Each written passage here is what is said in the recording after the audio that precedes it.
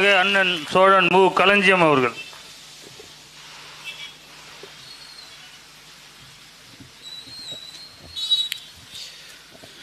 அண்ணன் உள்ளிட்ட கெடார் பகுதியிலே வாழுகிற தாய் தமிழ் உறவுகள் அனைவருக்கும் வணக்கம்.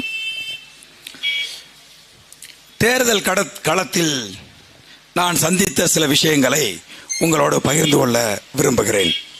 பொதுவாக திமுக ஐயா மு.க. ஸ்டாலின் அவர்கள் வந்தால் காசு கொடுத்து ஆட்களை கூட்டிகிட்டு வருவாங்க.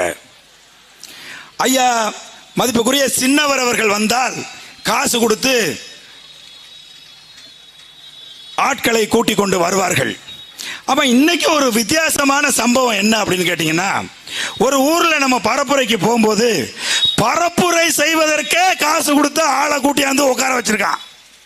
நம்மளை பார்த்த உடனே ஐயோ எல்லாம் கிளஞ்சு ஓடுங்க, கிளஞ்சு போயிருங்க, நாம் தமிழர் கட்சிக்கு வராங்க, இளைஞ்சு ஓடு அப்படின்னு ஓட வைக்கிறான். ஓடி போகிற பெண்களை நாங்கள் கேட்குறோம், எங்கம்மா போறீங்கன்னு. இல்லை பரப்புரைக்கு கூப்பிட்டாங்க, ஏன்னு தெரியல, நீங்கள் வந்தோடனே எல்லாம் அப்படியே போயிருங்க, அப்புறமா கூப்பிட்டதுக்கு அப்புறம் வாங்க அப்படிங்கிறான். திமுக 60 ஆண்டு காலமாக இந்த ஆட்சி செய்து கொண்டிருக்கக்கூடிய திமுகவினுடைய மிக கேவலமான ஒரு மூன்றாந்தரமான செயல்பாடு என்ன அப்படின்னு கேட்டீங்கன்னா, பரப்புரைக்கு கூட ஒரு கிராமத்தில் யாரும் அது வேட்பாளர் இல்லை, யாரும் இல்லை, ஒரு 4-5 திமுக கொடியை பிடிச்சிக்கிட்டு கிராமத்தில் இருக்கிற வீடுகளில் போய் ஓட்டு கேட்கணும்.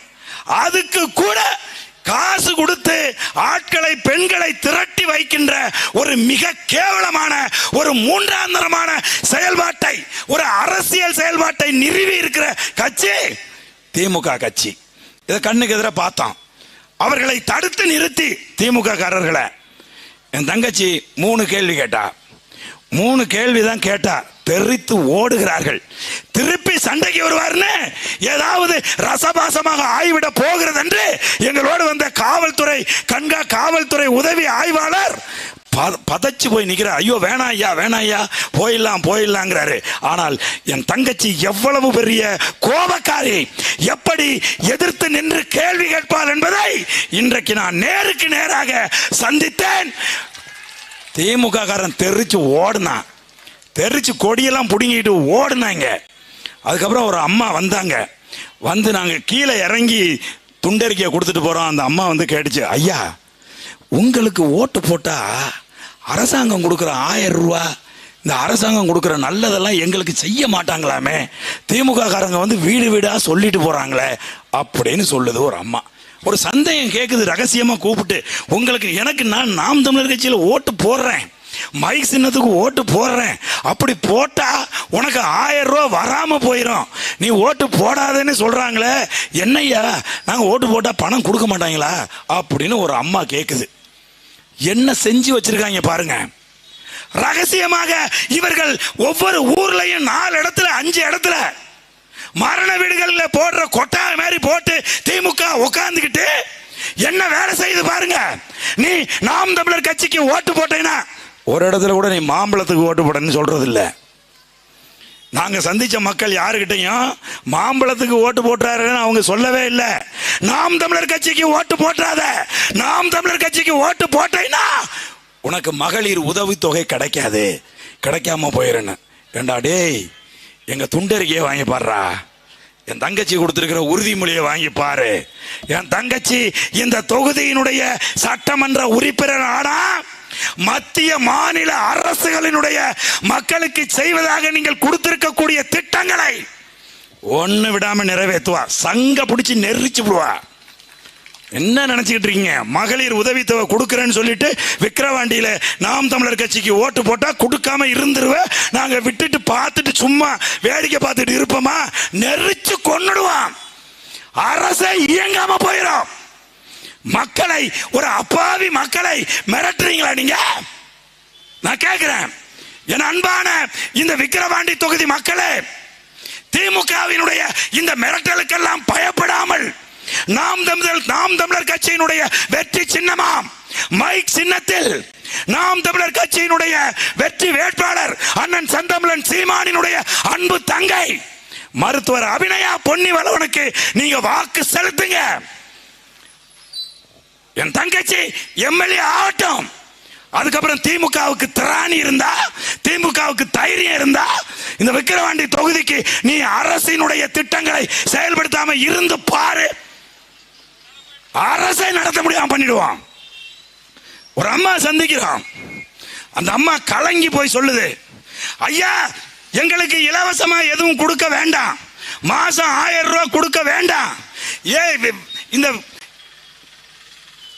கூட்டுறவு சங்கத்தில் எங்களுக்கு எந்த அரிசி இலவசமா கொடுக்க வேண்டாம். என் புருஷன் குறைஞ்சது மாசம் 10,000 ரூபாய் சம்பாதிக்கிறான், அவன் சம்பாதிக்கிற காசு என் வீட்டுக்கு வந்தா போதும், இவங்க கொடுக்குற 1000 ரூபாய் வச்சு நாங்க ஒன்றும் பண்ண முடியாது, டாஸ்மார்க்கை மூட சொல்லுங்க, சீமான் ஐயா கிட்ட சொல்லி டாஸ்மார்க்கை மூட சொல்லுங்க அப்படின்னு சொன்ன போது நான் சொன்னேன் அந்த அம்மாவுக்கு, அம்மா தோள்களை பிடித்துக் கொண்டு சொன்னேன், அம்மா எங்கள் அண்ணன் 2026 தமிழகத்தினுடைய முதலமைச்சரா வந்தா முதல் கையெழுத்து இந்த டாஸ்மார்க்கை மூடுவதுதான். இன்றைக்கு நாங்கள் அதிகாரம் இல்லாமல் இருக்கின்றோம், உங்கள்கிட்ட அங்கீகாரம் பெற்று நாங்கள் உங்ககிட்ட அதிகாரம் கேட்டுதாம்மா வந்து கதறிட்டு நிக்கிறோம். நீ கவலைப்படாத, உன் புருஷன் சம்பாதிக்கிற அந்த 10,000 ரூபாய் காசு உன் வீட்டுக்கு வரும், அதற்கான காலம் ஒரு நாள் வரும், அது ரொம்ப தூரத்தில் இல்லை. எங்கள் அண்ணன் செந்தமிழன் சீமான் தமிழகத்தின் முதலமைச்சர் ஆனா நிச்சயமா டாஸ்மார்க்கை நாங்கள் மூடிடுவோம்னு சொன்னோம். இந்த படுபாவிகள் கள்ளச்சாராயம் தமிழ்நாடு முழுசும் ஊடகங்களை சொல்றான், தமிழ்நாடு முழுசும் கள்ளச்சாராயம் எவெல்லாம் காய்ச்சலான்னு லிஸ்ட் எடுத்திருக்கானுங்க. லிஸ்ட் எடுத்துட்டு நீ எல்லாம் தனித்தனியா காய்ச்சக்கூடாது, நாங்க ஒரே இடத்துல காய்ச்சி தமிழகம் முழுவதுக்கும் டிஸ்ட்ரிபியூட் பண்ணுவோம்னு சொல்லி தமிழ்நாடு முழுவதும் டிஸ்ட்ரிபியூட் பண்ண கள்ளச்சாராய வியாபாரிகள் தமிழ்நாட்டினுடைய ஆட்சியாளர்கள். எங்க அண்ணன் செந்தமிழன் சீமான் கள்ளச்சாராய வியாபாரின்னு சொல்லிட்டாருன்னு கொந்தளிக்கிறாங்க, குதிச்சு நெய் அப்படியே எண்ணெயில கொதிக்கிற எண்ணெயில விழுவுறாங்க. ஏண்டா கள்ளச்சாராயத்தை காய்ச்சி தமிழ்நாடு முழுவதும் சப்ளை பண்ற நீங்க சாராய வியாபாரி இல்லாம நீங்க யாரு? நான் கேட்கிறேன், கல்லு குடிச்சா கல்லுல ஆல்கஹால் 4% தான் இருக்கு, கல்லுல ஆல்கஹால் 4% தான் இருக்கு, ஆனா சாராயத்துல ஆல்கஹால் 42% இருக்கு. அப்ப எது கொடுமையானது என்று பாருங்க. அன்பான உறவுகளை பாத்தீங்கன்னா இவங்க அடிக்கிற கூத்து, கெஜ்ரிவால் 100 கோடிக்கு சாராய மது ஊழல் செய்து விட்டார் என்று சொல்லி அவருக்கு எவ்வளவு நெருக்கடி கொடுத்து கைது பண்ணி உள்ள வச்சுட்டான். ஆனால் தமிழ்நாட்டில் திமுக 1,00,000 கோடிக்கு டாஸ்மார்க்கில் ஊழல் செய்திருக்கிறது. ஆனால் இந்த மத்திய அரசு, பாஜக அரசு, மோடி அரசு அனுசரணையா நடந்துக்குது, தட்டி கொடுத்து நடந்துக்குது. ஏன் திமுக நாங்க பாரதிய ஜனதா கட்சியை எதிர்க்கிறோம்னு சொல்லி பாரதிய ஜனதா கட்சியோடு கள்ள உறவு வைத்திருப்பதால் தான் 100 கோடி ஊழல் பண்ண கெஜ்ரிவாலை சிறையில தூக்கி போடுறான். 1,00,000 கோடி டாஸ்மார்க்ல மதுக்கடையில ஊழல் பண்ண திமுகவை அனுசரிச்சு எந்த நடவடிக்கையும் எடுக்காமல் வைத்திருக்கிறான். அன்பான உறவுகளை, எத்தனை தடவை எப்படி சுத்தி பார்த்தாலும் நமக்கு தேவை அதிகாரம் மட்டும்தான். அந்த அதிகாரத்தை அடைகின்ற வரை நாம் தொடர்ந்து களத்தில் நிற்போம். நமது அண்ணன் செந்தமிழன் சீமான் அவர்களுக்கு அதிகாரம் கிடைக்கின்ற போது மட்டும்தான் இந்த மக்கள் நிம்மதி அடைவார்கள், மக்கள் அமைதி அடைவார்கள், தமிழ்நாடு சொர்க்க பூமியாக மாறும். ஆகவே விக்கிரவாண்டி பகுதியிலே வாழுகிற என் தாய் தமிழ் உறவுகளை, நாம் தமிழர் கட்சியினுடைய வெற்றி சின்னமாம் மைக் சின்னத்தில், அதாவது முதல் பெட்டியில 2வது இடத்துல இருக்கும். சுற்றி நின்று எங்களுடைய பேச்சை கேட்டுக்கொண்டிருக்கக்கூடிய தமிழ் சொந்தங்களை, முதல் பெட்டியில போனீங்கன்னா 2வது பட்டன் நாம் தமிழர் கட்சியினுடைய மைக் சின்னம். அந்த மைக் சின்னத்திலே உங்கள் வாக்கை கொடுத்து நீங்க எவ்வளவு கேள்வி எழுப்புறீங்க, எத்தனை பேரு என் தங்கச்சிட்ட எதிர்கேள்வி கேட்டு மடக்கி கேள்வி கேட்கிறீங்க, உரிமையோடு நின்று எவ்வளவு பதில் சொல்றா, அதுக்கெல்லாம் விடை வேணும் என்று சொன்னால் மைக் சின்னத்தில் வாக்களிங்கள் என்று கூறி விடைபெறுகிறேன். நாம் தமிழர்.